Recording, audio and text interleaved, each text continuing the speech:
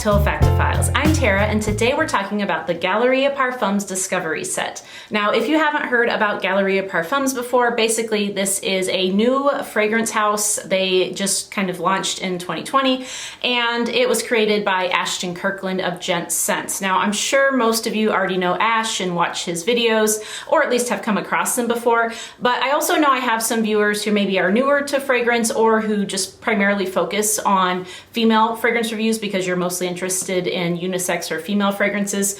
But if you haven't watched his videos, definitely check them out. He does, of course, focus on men's marketed fragrances or unisex. He has lots of unisex fragrance reviews.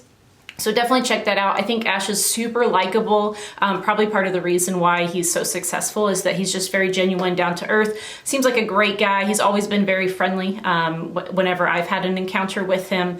And he seems to be pretty supportive of, other people, even though he's very busy. He puts out so many videos, like at least, it seems like one a day, which is insane. I don't know how he does that. But anyway, this is his fragrance company, his fragrance line. And this discovery set has all 7 of the fragrances that he released initially, and these are the only ones he currently has. So I'm gonna go through these today, tell you what I love, what I maybe don't like as much, tell you which ones I think maybe are a little too masculine for me. But yeah, let's just go through them and I'll share my thoughts.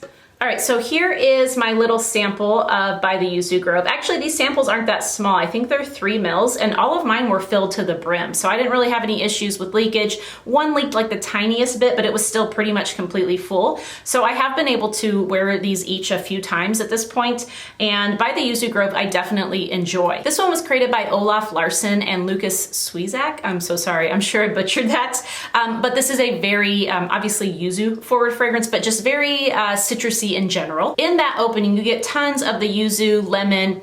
I also definitely pick up some ginger in here, which I think is a really nice addition. However, it's not like over the top ginger like how Twilly is from Hermes. That honestly is too much ginger for me. I don't particularly care for that fragrance. So this is just like a light touch to give it some spice.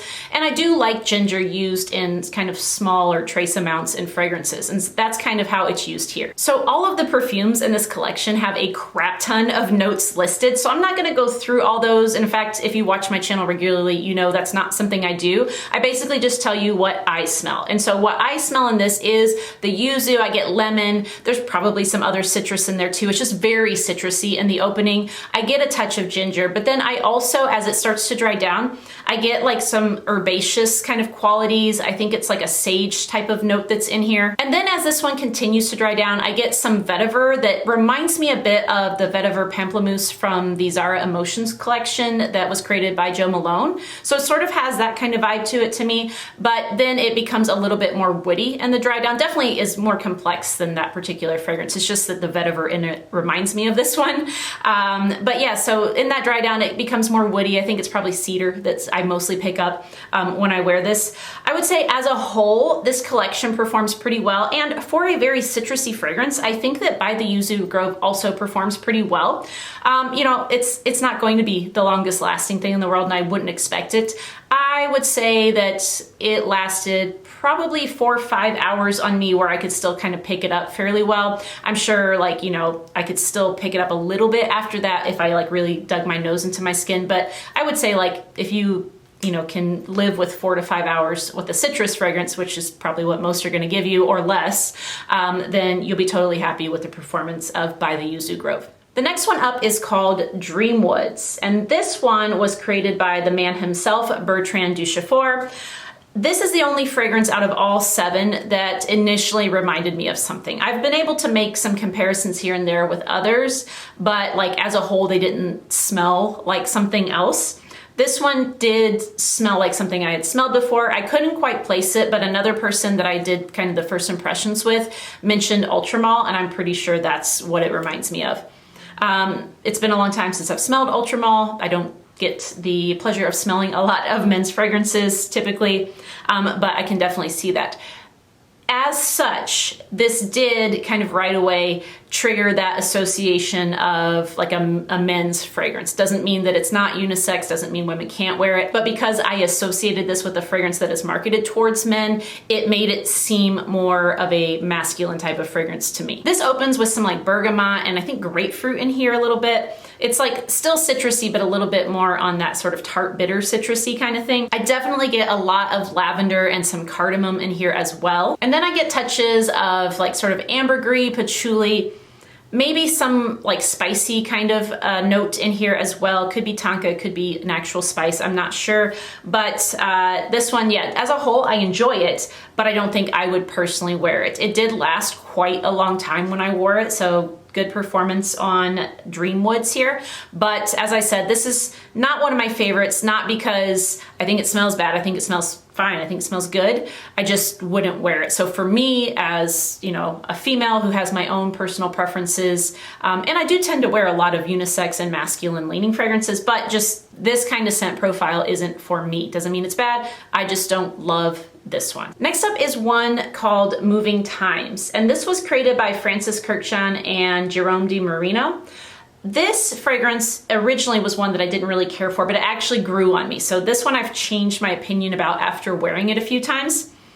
Now, it's not my favorite in the collection, but at first I didn't really care for it, and now I kind of like it. This again opens with citrus, but in this case it's paired with mint, which I do get right away. I kind of wonder if the mint was off-putting to me originally, because when I first smelled it, it seemed sort of mentholated, not minty, but mentholated, and that was kind of bothering my sinuses, but I haven't really had that issue much since. Perhaps it just needed some time to sit and chill, I don't know. But now I do enjoy that opening with the citrus and the mint. It's really refreshing. I think this would make for a nice like spring summertime fragrance. I do pick up a light touch of lavender as well as some vanilla in this, which, you know, I like vanilla, but it's very light kind of fragrance. It's not heavy or cloying. And then in the dry down, I do get a little bit of patchouli again, but in this case, it's not off-putting at all. It's very slight. And I think that the vanilla really kind of like smooths it out.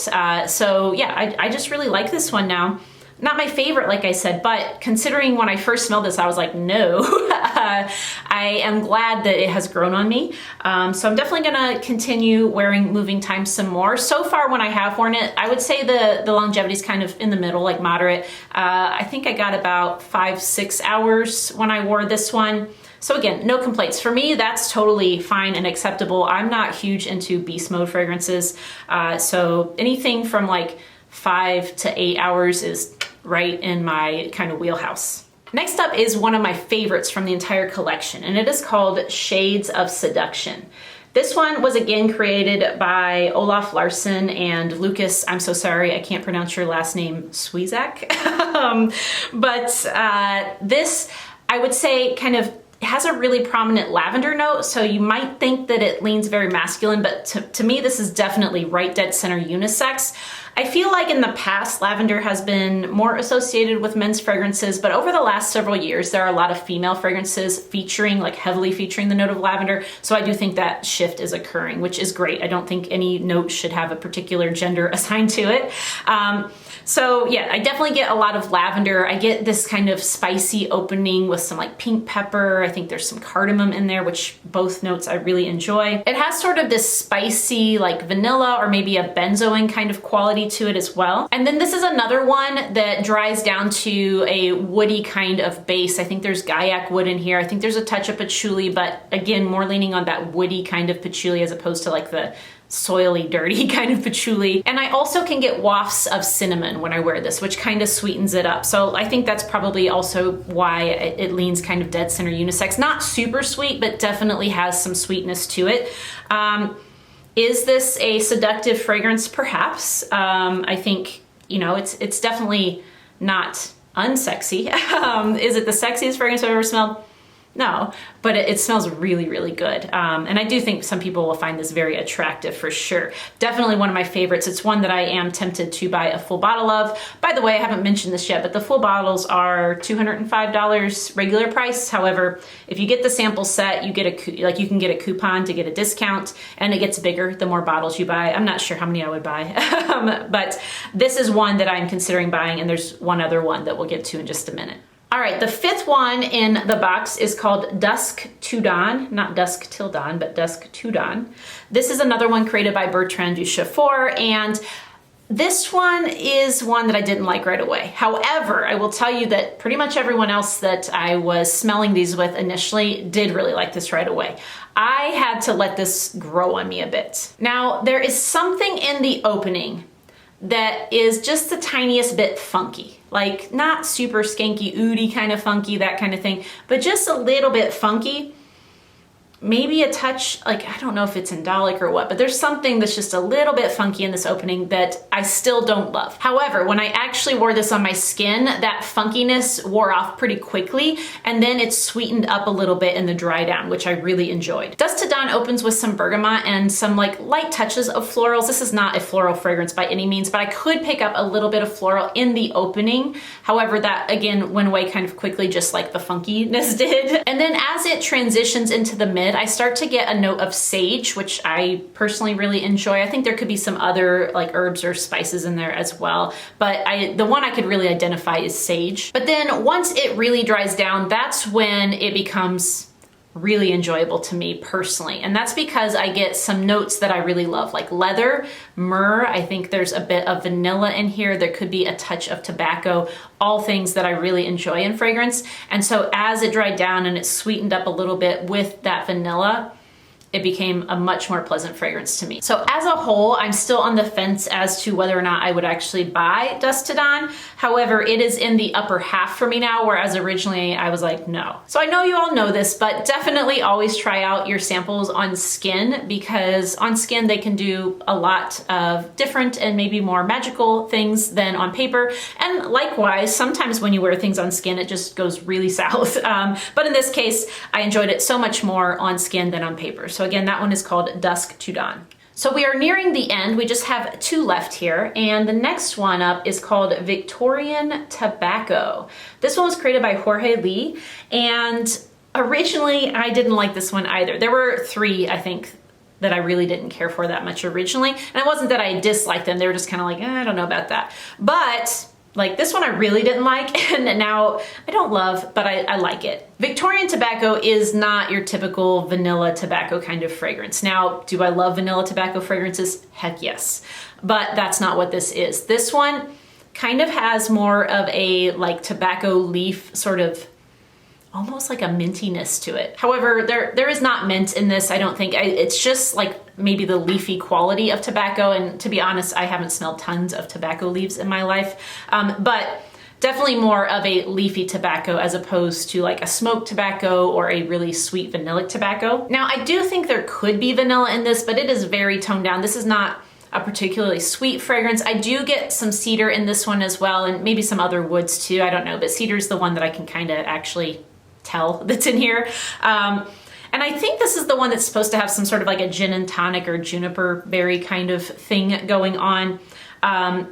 I don't know if I get that much. I mostly just get the tobacco leaf kind of smell. But as a whole, I have enjoyed this a lot more as I've tried it. It's still not a love for me because I do love my sweet tobaccos. However, if you are someone who is interested in a different type of tobacco fragrance, or if you just don't like sweetness in your fragrances, really, then definitely check out Victorian Tobacco. I think it's worth a sample if you know you're more into that leafy kind of tobacco as opposed to the vanillic or the smoked tobacco. All right, and last up is the one that probably most of you are excited to hear about, because I feel like this is the one that has gotten the most praise so far, and that is Cognac Cafe. This was created by Sidonie Lancestor, and this one definitely is very long lasting. Like I said, no complaints anywhere in terms of performance, but this one lasts a really long time on my skin. Now, one thing in this fragrance that I think's caught a lot of people's attention is that it is said to have a coffee steam type of accord in the opening, and I would definitely agree with that. Have I smelled it elsewhere? I don't think I have, to be honest. So this definitely, you know, it's not like vastly different from all other coffee fragrances. It definitely has a lot of similarities, but there is something a little bit more airy or steam-like in that opening than you would get from, you know, an Acro Awake, which is more of a straight black coffee, or, you know, a Kerosene Follow, which is that kind of sweet, mapley type of coffee. Here, yeah, it's sort of like there's sweetness, but there is a little bit of a steam-like quality to that opening, or like I said, an airy kind of quality to that opening. Now, of course, this is also supposed to have cognac represented, and I think what I'm getting from that is a nuttiness to it, maybe like an almondy kind of vibe, as well as a woodiness, of course, because if you think of cognac, you think of like the aged barrels, things like that. Now, this is nothing at all like Angel Share, and if anybody knows, I know, because I freaking love that fragrance, but I also really, really like Cognac Cafe. Now, the sweetness in Cognac Cafe smells more like a sugary, but not like white sugar, like a molasses or dark brown kind of sugary sweetness. Not so much vanilla, although I think there is a touch of vanilla in here. It definitely is more of a sort of like a cappuccino or latte kind of coffee, not mocha, but like a just straight cappuccino or latte kind of coffee. So it does have, I wouldn't say it's like milky, but it does have that creaminess or roundedness that you would get more from a coffee that does have some sort of a milk added to it, as opposed to just a bitter black coffee. Overall, I definitely get more of the coffee notes that are in here as opposed to the cognac kind of accords. However, I can pick up both throughout the wear, and I think they both contribute to this really nice, slightly sweet, slightly gourmand, although I don't know if I would classify this so much as a gourmand. I guess I would because it's coffee. But basically what I mean is that it's not overly sweet or cloying or anything like that. Cognac Cafe is another one that I think is completely like dead center unisex. Honestly, like I said, the only one that when I smelled I thought leaned just slightly masculine was Dreamwoods, and that's because it reminded me of a fragrance that's marketed towards men. Otherwise, I don't think these are particularly masculine or feminine. I think that they're dead center, so anyone can enjoy them. Basically, find one that has notes that you like, get a sample and test it out, or get the discovery set, because then you get the coupon code with it, and you can save yourself some money. Will I be buying any of these? I think I will. And like I said, Shades of Seduction and Cognac Cafe are the two that I'm really eyeing at the moment. I will definitely be sure to use my discount that I got in my discovery set, because I do think $205 is a little bit pricey, but you know, if you can get that discount, I think that brings the price down to something pretty reasonable for what you're getting. Now, again, here's what the discovery set looks like. I would highly recommend this if you are interested in trying at least a few of these. If you're interested in only one or two, maybe see if you can get just a single sample out there somewhere from somebody or a decant. But if more than three sounded interesting to you, then just go ahead and get the discovery set, because I do think that the samples were pretty nice. They sprayed well. Like I said, I personally didn't really have issues with leakage or anything, and it's a generous amount. I've been able to wear each of these 2-3 times already, and they're still pretty much all, there's a couple that are less than half, but pretty much all half full. So you're gonna get a lot of wear out of the samples to be able to decide if you want to buy them or not. And then you'll also get the coupon with it that will get you some savings if you decide to buy any full bottles. So overall, I think this was a really good launch for Ashton with these Galleria Parfums. There are two that I really enjoy, and then most of the rest I like, don't love, but I like, and there's only one that I really didn't care for. So I think out of 7 fragrances, that's a pretty solid beginning. As I said, the performance is good. I have no complaints there, so that's fantastic. And I think that these are all very wearable fragrances, which I believe is something that Ashton really wanted to create. He wanted something that, you know, isn't super challenging. You know, you can just kind of throw on and wear, and I think he's accomplished that. I don't think any of these are particularly challenging. It's just a matter of finding out which one you like the most. So now I want to hear from you all. Have you been able to sample anything from Galleria Parfums yet? And if so, what do you think? What are your favorites? I would love to hear it down in the comments below. Also, I would be really curious to know your thoughts about YouTuber fragrances on the whole. I know some people are very against it, some are all for it, and I think a lot of us just kind of fall in the middle. That's where I am anyway, where it's kind of like, yeah, sure, do it. And to me, the most important thing is, does it smell good? And if it smells good, great. And if it doesn't, I'm not gonna buy it. It's as simple as that. So, you know, I'd love to hear what you think though. Let me know down in the comments. If you like this video, please give it a thumbs up and consider subscribing if you haven't already. Also, don't forget to hit that notification bell so you can be aware of every time I post a new video. Thank you all so much for watching. I hope you're having a great week so far, and I'll see you next time. Bye.